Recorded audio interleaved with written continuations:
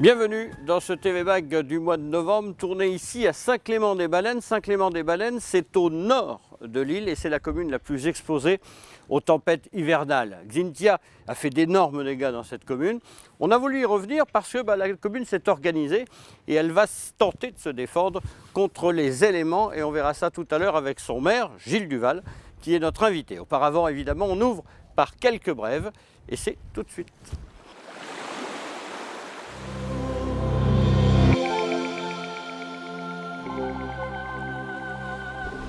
Chaque jour, chaque minute, des gigantesques chaluts labourent le fond des océans. Il s'agit là de la pêche en eau profonde, moins 200, moins 2000 mètres. Et ces filets labourent tout sur leur passage, ils détruisent tout sur leur passage, tout l'écosystème bien sûr, mais aussi tout l'habitat de ces animaux. Ce sont des animaux qui ont un rythme de vie très lent. Ils vivent longtemps, mais ils se reproduisent très peu et très tardivement. Tous ces animaux sont fortement impactés par cette pêche en eau profonde. 80% des ressources dans certains endroits du monde sont déjà détruites. Regardez pourtant ces images qui sont évidemment tout à fait intéressantes, extrêmement parlantes. The deep ocean. It is the largest ecosystem on the planet, yet it remains largely unexplored. The more we unravel its mysteries, the more we discover how unique this alien world truly is. Far from a simple barren plain, the deep sea is home to complex habitats and life forms that defy imagination. But this silent world is far from safe.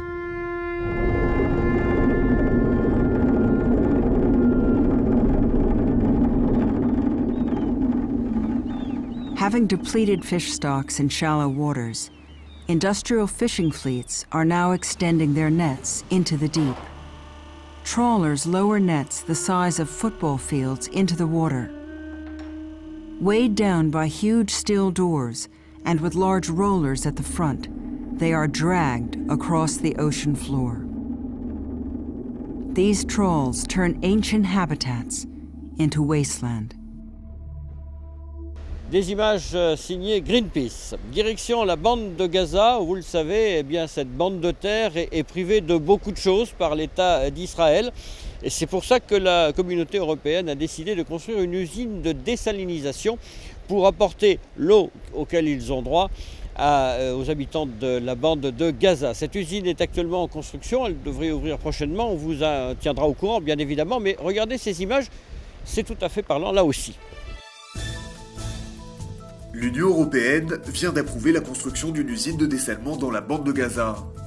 Un projet destiné à combattre ce qu'elle appelle la crise humanitaire de l'eau. Ce projet de 10 millions d'euros, financé donc par les Européens, devrait aboutir en 2015. L'usine de dessalement fournira de l'eau potable à près de 75 000 habitants des villes de Khan Younes et Rafah. Le représentant de l'UE à Gaza, John Gatrouter, a signé la semaine dernière un protocole d'accord avec des responsables palestiniens et de l'UNICEF. Côté israélien, la décision européenne de financer l'usine est également bien accueillie. Le ministre de la Protection de l'Environnement, Gilad Erdan, a rappelé que les Israéliens souhaitent depuis longtemps que les Palestiniens fassent aboutir ce type de projet.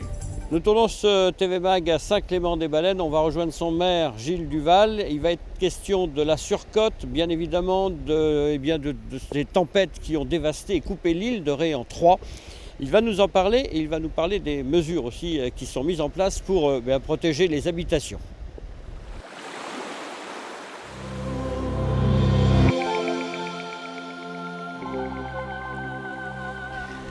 Gilles Duval, vous êtes l'heureux maire de Saint-Clément-des-Baleines. On est au nord de l'île de Ré. C'est la commune la plus exposée. C'est la commune la plus exposée aux tempêtes, ça c'est sûr. On a des longueurs de kilomètres, si on peut dire, face à la mer, les plus importantes de l'île. Et des deux côtés, un côté plus calme, là où on est, et le côté plus exposé. Et le côté, comme je le dis, face à New York. C'est ça. Voilà, à l'ouest et puis là, au nord-est, quoi. Mais On a la plus belle plage de l'île aussi. Alors, vous êtes le maire de Saint-Clément-des-Baleines parce que c'est quand même une commune de rêve, c'est une commune qui a su garder, comme l'ensemble de l'île Dorée d'ailleurs, son cachet, son charme, on y fait attention, etc., etc. Mais il y a quelques années, une tempête dévastatrice a coupé l'île en trois. C'est prémisse de ce qui risque de se reproduire parce que réchauffement climatique, montée des océans, et donc vous prenez des mesures. Alors bon, des craintes de nouveau d'avoir l'île coupée en trois, chaque année qui passe diminue nos anxiétés. Parce que nous avons déjà eu des pansements sur nos digues à la suite de Xynthia, mais aujourd'hui il y a des projets qui s'appellent les projets du PAPI, le plan prévu pour protéger l'île de Ré, qui sont à hauteur de 100 millions d'euros quand même pour toute l'île. Donc moi j'ai des travaux importants qui vont démarrer au mois de novembre. On va me faire 1,6 km de digues pour me protéger. Quand mes digues seront faites, je dormirai beaucoup plus tranquille. Parce qu'on aborde la saison des grandes tempêtes hivernales et c'est toujours, quand on est un élu, il y a le vent bien sûr qui peut faire des dégâts, même si l'île est équipée pour ça, mais il y a surtout ce niveau de la mer qui monte toujours. Et depuis que les anciens, et depuis certaines photos que l'on a vues dans vos bureaux, évidemment la mer a d'un côté mangé le sable, de l'autre côté est passée par-dessus les digues régulièrement.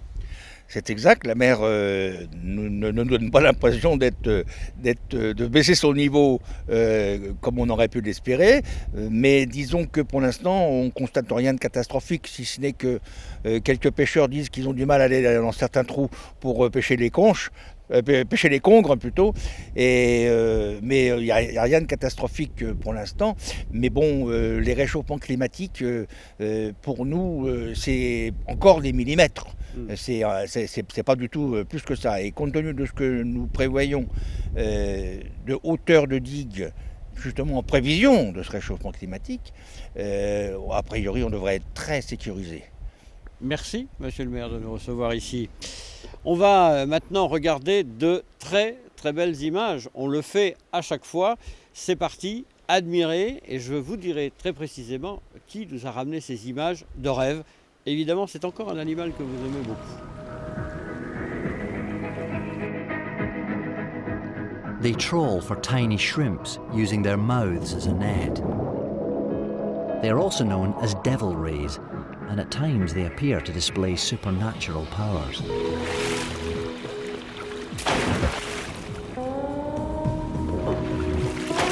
It seems they too can fly.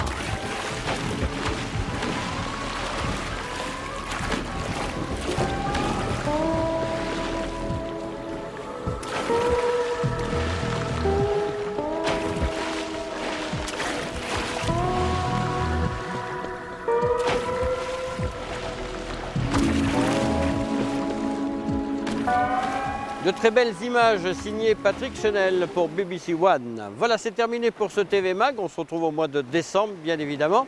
Merci à Yves-Michel Fougère qui a réalisé ce document. Et puis à Denier qui l'a assisté, à Philippe Collignon qui m'a aidé à préparer cette édition. On se retrouve le mois prochain. Et d'ici là, n'oubliez pas, chaque geste compte, surtout le vôtre. Bye bye, au mois prochain.